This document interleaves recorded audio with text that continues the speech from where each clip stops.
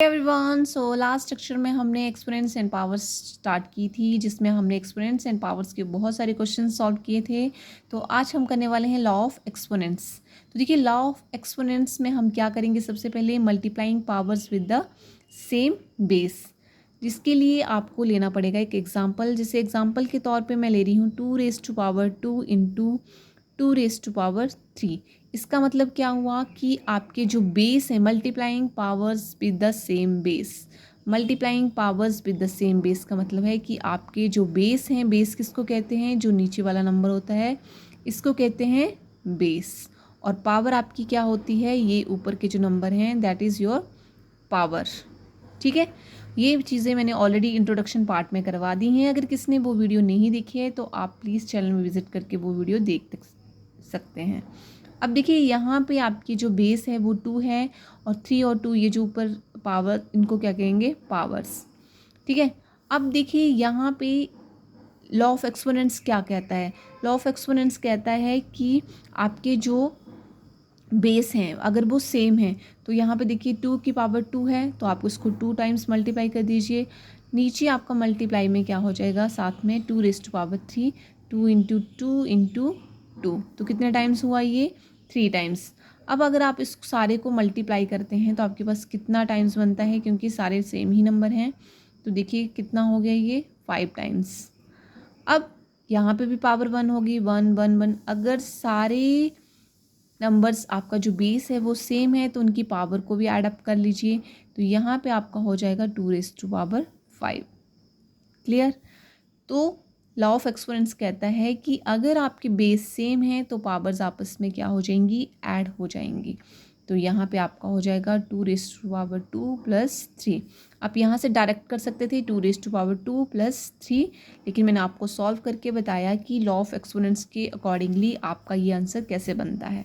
तो यहाँ पे पावर्स 2 थी तो हमने 2 टाइम्स मल्टीप्लाई किया, 3 टाइम्स था तो 3 टाइम्स मल्टीप्लाई किया। इस सारे को अगर आप मल्टीप्लाई करेंगे तो आपके पास बन रहा है 2⁵5, जो कि आपके पास क्या देगा, 2⁻² + 3। तो ये चीज़ यहाँ से सॉल्व होती है कि अगर आपकी बेस जो हैं वो सेम हैं तो आपकी पावर्स आपस में ऐड हो जाएंगी। नेक्स्ट एक और एग्जांपल करके देखते हैं। तो नेक्स्ट एग्जांपल में हम लेते हैं नंबर 3⁻4 इंटू 3⁻2। अब देखिए सेम चीज़ आपके पास बन रही है। अगर 3 को आप 4 टाइम्स मल्टीप्लाई करते हैं देन यहाँ पे 3⁻2 है तो 3 इंटू 3। ठीक है, अब देखिए इन सारे को आप मल्टीप्लाई करते हैं तो आपके पास यहाँ पे बन रहा है 3⁻6। और अगर यहाँ से आप देखते हैं तो यहाँ बेस आपके सेम हैं, ऊपर पावर्स आपकी क्या हो जाएंगी, ऐड, तो भी आपको क्या दे रहा है, 3⁻6। Is it clear? ओके।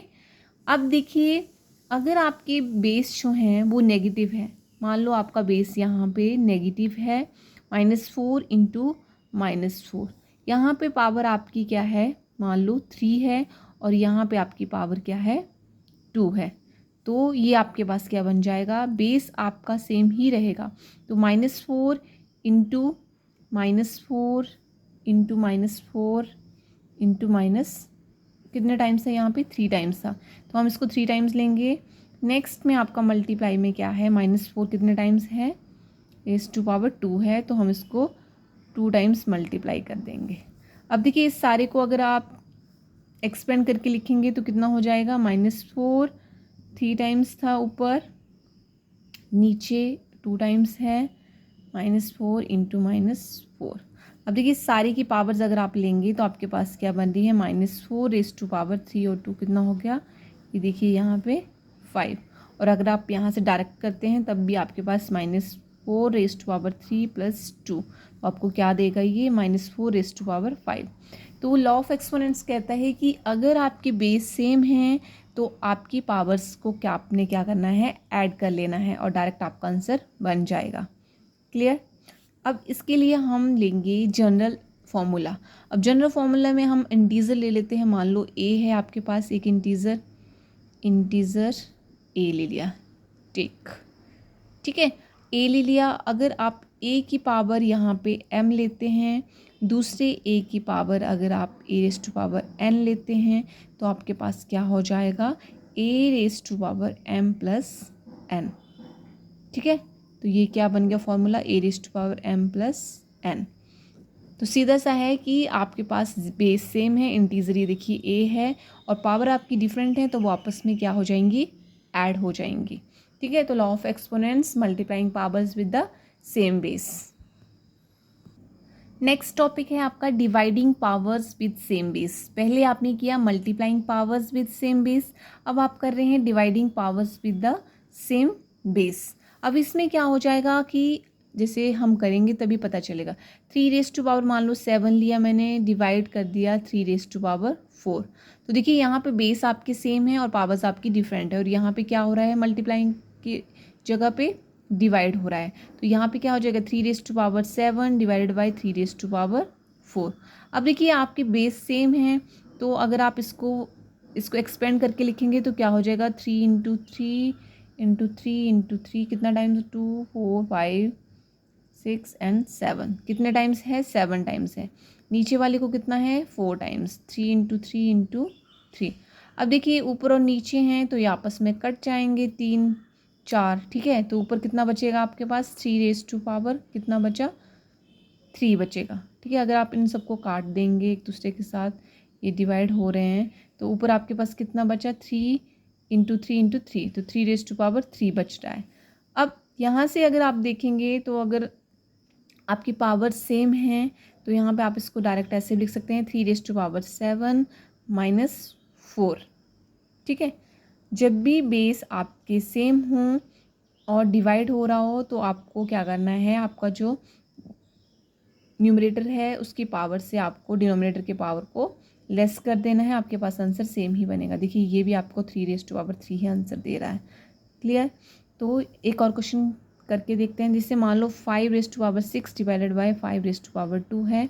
अब देखिए यहाँ पे अगेन अगर आप करेंगे 5⁻6 डिवाइडेड बाई 5⁻2, तो आप इसको ऐसे लिख सकते हैं, 5⁻6 - 2। तो कितना आंसर बन रहा है आपके पास, 5⁻4। और अगर इसको आप एक्सपेंड करके लिखेंगे तब भी आपके पास आंसर सेम ही आएगा। देखिए 2 4 6, यस, 5 × 5। अब देखिए 2 5 को अगर आप कट कर देते हैं तो कितने 5 बचे आपके पास, 1 2 3 4, तो 5⁻4। अब देखिए यहाँ से लॉ ऑफ एक्सपोनेंट क्या कहता है, डिवाइडिंग रूल, कि अगर आपकी पावर्स जो हैं वो डिफरेंट हैं या चाहे सेम है, कुछ भी है, बट आपका बेस सेम है, तो आपको उसमें क्या करना है, सब्ट्रैक्ट कर देना है एक पावर से दूसरी पावर को। ठीक है, अब इसके लिए जनरल फार्मूला में यहाँ पे जनरल जो फार्मूला रहता है इसका डिवाइडिंग का, वो क्या बन जाएगा, देखिए a⁻m डिवाइडेड बाई a⁻n।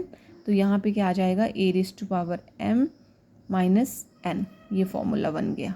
ठीक है, तो ये हो गया आपका multiplying powers with the same base and dividing powers with the same base.